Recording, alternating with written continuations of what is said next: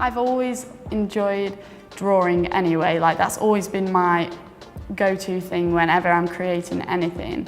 I feel like it wasn't until my foundation degree that I was aware of how big illustration was and that you could actually have a career in it. So when we first started, the first term was split into two short projects just to kind of find out what it was they wanted to specialise in. So then term 2 is all about research into your specific project, and then term 3 is all about production and finalisation of your products.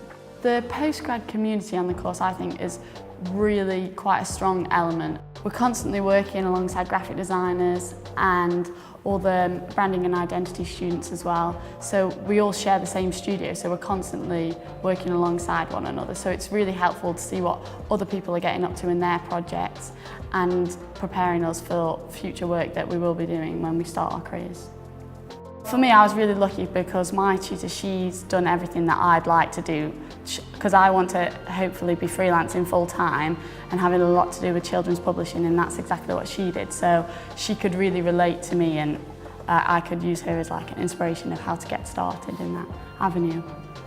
I went to a few guest lectures this year and they were all very inspiring, but the one that stood out for me was Alexis Deakin, because he specialises in children's illustrations and publishing. So I wrote a story for my MA project, and it's called Daddy's Day Off, and it's all about a little girl who thinks that her dad is working too hard and is too stressed. So it all came from the Danish concept of hygge, and it's all about getting a work-life balance. So that was just a key thing, that was my message that I wanted to try and portray through the story.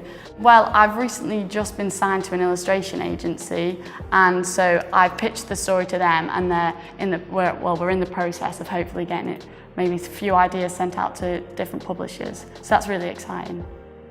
I kind of want to work on illustration of all different areas, and that's what this course has made me realise, that it's not all about children's illustrations. There's editorial, advertising, packaging. Illustration kind of crosses over onto everything really.